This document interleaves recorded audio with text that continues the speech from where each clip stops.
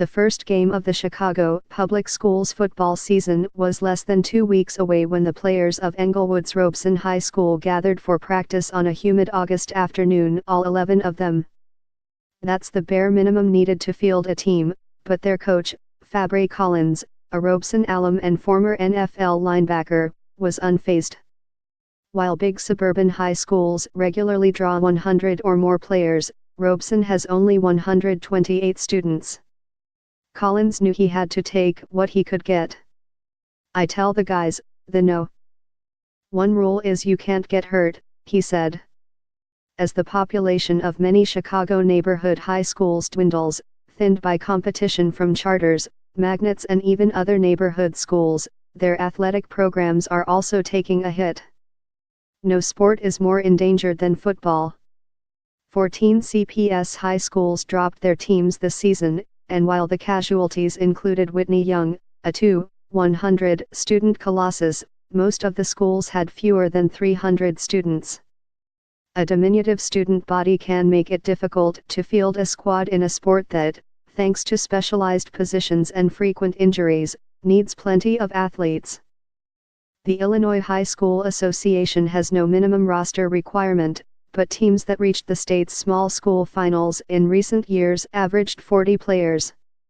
Such participation is a pipe dream for many Chicago coaches. They say constructing even a bare-bones team means overcoming forces that are shrinking football participation nationwide, from parents' fear of concussions to teens' preference for video games, while also navigating complications unique to Chicago's school district. When they took out elementary school football, in 2014, "Now you're going back to the drawing board," said longtime Harper High coach Maris Carroll, who had 25 players on his roster this year. "You've got to train the kid to play football. He won't even know how to put on shoulder pads or strap on a helmet." The Robeson Raiders persisted through some of the toughest challenges the city could dish out, but on Friday, they finally met an obstacle they couldn't overcome. CPS said Robeson will be one of 4 Englewood high schools that will close at the end of the academic year, the prelude to construction of an $85 million high school meant to keep more of the neighborhood's children close to home when it opens in 2019. Though CPS unveiled plans for the new campus last summer, the finality of the closing date still came as unhappy news. A few weeks earlier, Robeson principal Melanie Beatty Sevier had called football a force for good at the school, cutting down on discipline problems, nourishing school spirit and bonding alumni to their alma mater. "It is the glue," she said. "I just think it's important to keep programs such as football in the schools if possible, especially when you have a small neighborhood school that's struggling financially. You don't want to just dismantle everything."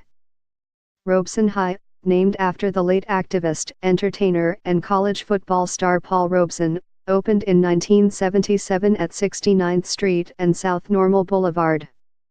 Designed for 1,500 students, its initial enrollment topped 2,300, forcing hundreds to attend the aging Parker School it was meant to replace.